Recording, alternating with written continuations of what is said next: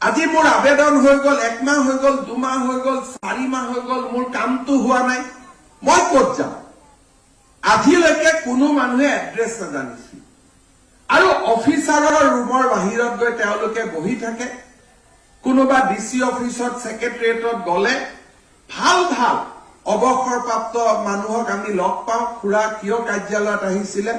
বলে মই এখন কাগজ বিচাৰি আহিছিলো হোৱা নাই কাৰণে বাৰে বাৰে আহি থাকিবলগীয়া হৈছে ডিসিজন ভিতৰত আছে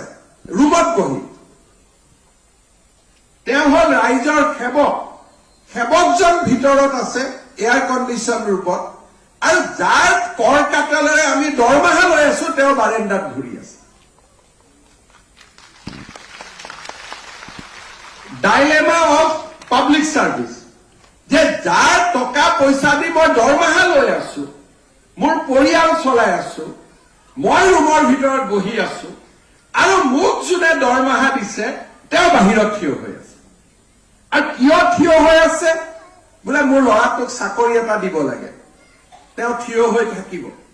মোৰ ল'ৰাটোক ট্ৰান্সফাৰ কৰি দিব লাগে তেওঁ থিয় হৈ থাকিব কিন্তু মই কিয় থিয় হৈ আছো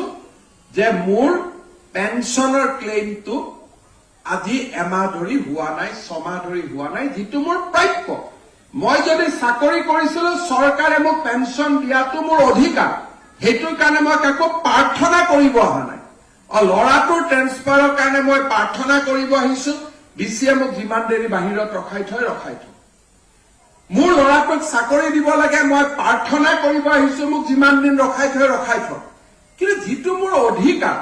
ইমান দিন চাকৰি কৰিলো এতিয়া পেনশনটো মোৰ অধিকাৰটোৰ কাৰণে মই কিয় বাহিৰত ৰখি থাকিম এই কথাবোৰ সমাধান কৰাৰ কাৰণে লোকসেৱা আইন অধিকাৰ আইন আমাৰ ভাৰতবৰ্ষৰ 34খন ৰাজ্যত বলবৎ কৰা হৈছিল কিন্তু বলবৎ কৰা হলেও মানুহে ক'ত যাব নাজানাৰ কাৰণে এই আইনখন এখন কাগজৰ বাঘত পৰিণত হৈছিল আৰু আইনখনৰ বিষয়ে মানুহে জনা নাছিল বা আইনখনৰ প্ৰয়োগ হোৱা নাছিল